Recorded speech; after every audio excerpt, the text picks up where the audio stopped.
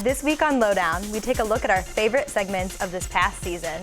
We chill out with a local dance company. We get the scoop on a barn-born band straight out of Tobacco Valley. Talk to a party band that's making it big. Dance around with a local choreographer. And talk to a band that only wants to be in your stereo. Thanks for tuning in. I'm Lindsay Mulhollen. And I'm Anthony Codispoti. And this is Lowdown.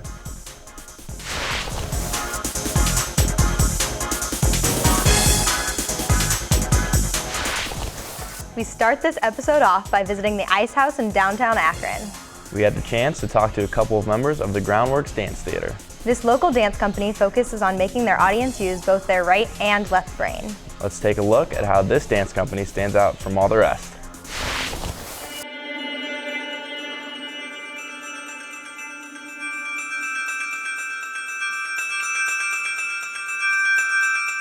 Groundworks Dance Theater is a small dance company that is dedicated to performing new works, which means dance pieces that are created in the here and now as opposed to 1966. It is such a unique and strong bond of artists that when something bad happens or good happens or indifferent, everybody's there for each other in one way or another. Most dance companies, you have a choreographer come in and the steps are set and they will transcribe the steps onto the dancers. Here we are extremely involved in creating the vocabulary, meaning the steps, to each piece that we do.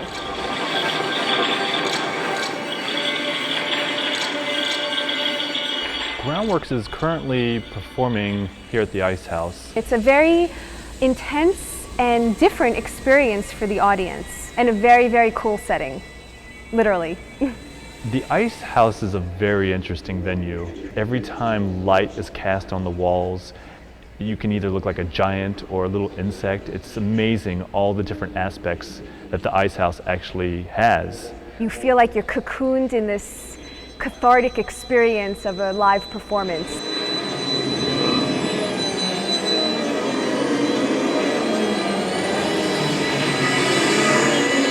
I always tell everybody to come with an open mind. They have to be open to experiencing something that they may not recognize right away. It is unique, it is different. It's something that you wouldn't typically see anywhere else. We don't do ballets that have tutus and tiaras. We're always trying to get people to use their left brain and their right brain at the same time, or maybe to go out into the distance and then come back and then try to figure out what you saw. There's always something in dance that somebody will find that they really, really can grasp onto. If you haven't got bananas, don't be blue.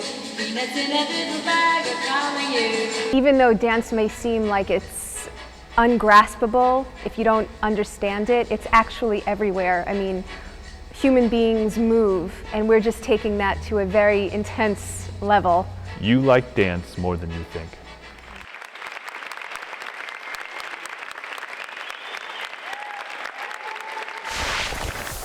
Next, we met up with the Connecticut band, Mercies. Josh Rail and Sammy Dent formed Mercies in 2009 and released their debut album, 3,000 Days, this past August. Let's check out what they have to say.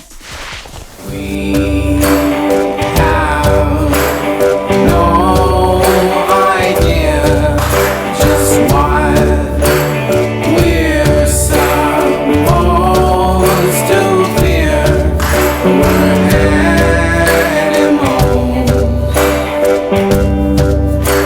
and all the same.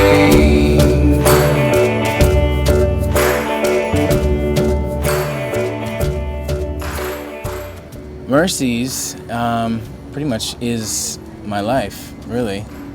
The lyrics kind of are the last 8 years, and it's kind of a project I devote all my time to, and it's really everything to me right now. Actually started touring in a band with Sam in 2007, and yeah, we kind of kept in contact, and when that kind of fizzled out, we wanted to start a project. Got together and did it. So. We, Josh and I, were in the process that every band has to go to when it's in its early stages and try to think of a name, which is always a really tough thing. And I just happened to be browsing through DVDs and I saw this old movie it's not that old, it's from the 70s, I believe, with Robert Duvall, called Tender Mercies.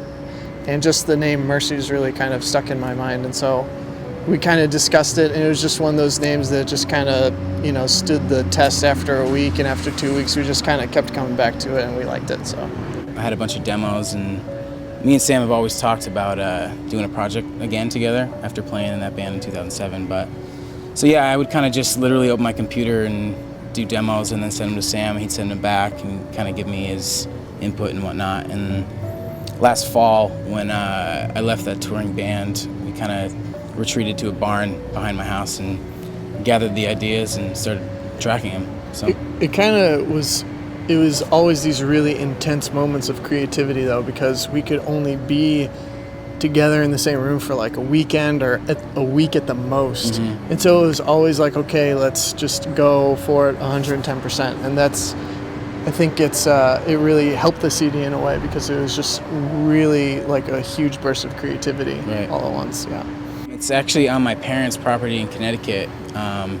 It was literally just an old barn. I think when we bought the house, it was like, it had a bunch of old farming equipment, and where I live in Connecticut is considered Tobacco Valley, so everyone really in the town has a barn that they're hanging tobacco in or whatever, or used to, yeah. So yeah, I mean, coming from living in LA, kind of coming back to, not to sound corny, but my roots or whatever you want to say, but yeah, it was a great place to do it. We could make lots of noise down there, and yeah, we kind of restored it and kind of made it into like a working studio as we were recording the record too. So it kind of inspired a lot of different kind of things than if we went to like a regular studio.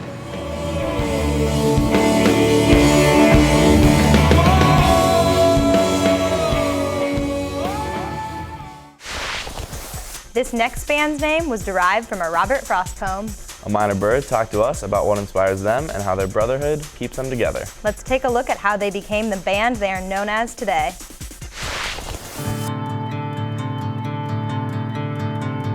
How I wish that I was like the bear. I could sleep through weather that wasn't fair. I do envy the bird. The name is from a Robert Frost poem entitled A Minor Bird, and it kind of just describes our vision of what we think music is and how it relates to people.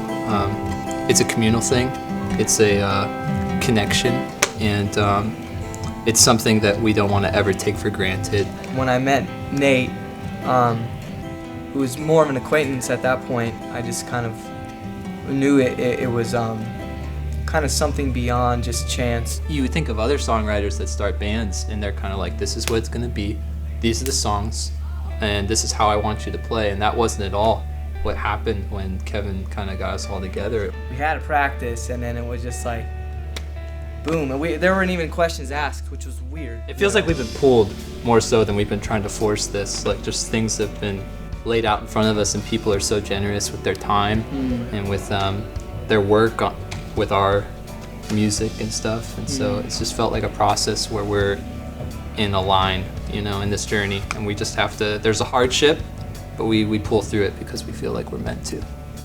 Get in the car, we're leaving for someplace safe.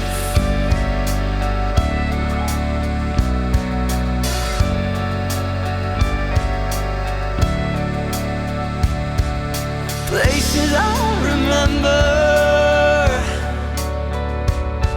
pass by, and people you used to talk to, they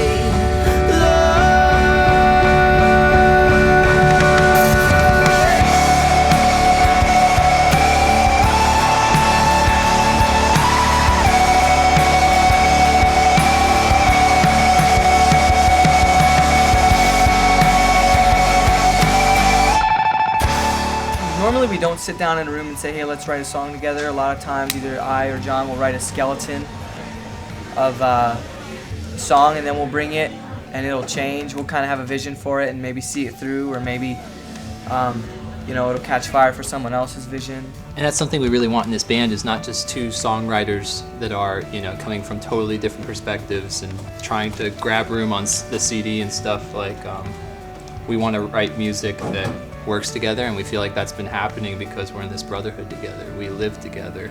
It's been really cool, like really random sometimes. Some of the songs we write will be in totally different places. Like I was in South Dakota and you were back at home in Ohio, and we wrote these two songs that are in the same key and kind of dealt with the same themes. That's because we do life together, it's a brotherhood. It's not a band. I mean, it's a band, but more than that, it's family, and that's right. And we want to be a national band, and I kind of have to just keep my head down and keep going sometimes, and hopefully, little by little, that big stuff will come. I mean, slow and steady wins the race, It's not something that's going to be overnight. It's just going to be working at it, setting goals, trying to reach them, resetting goals. I've just been enjoying this process all the way through. It doesn't feel like there's some holy land that we're like, oh, until we get there, we won't be happy. Like, it's just been an incredible journey. Slow heart, sleep tough, fly above me, hungry heart. Scared of bear will never walk in this heart.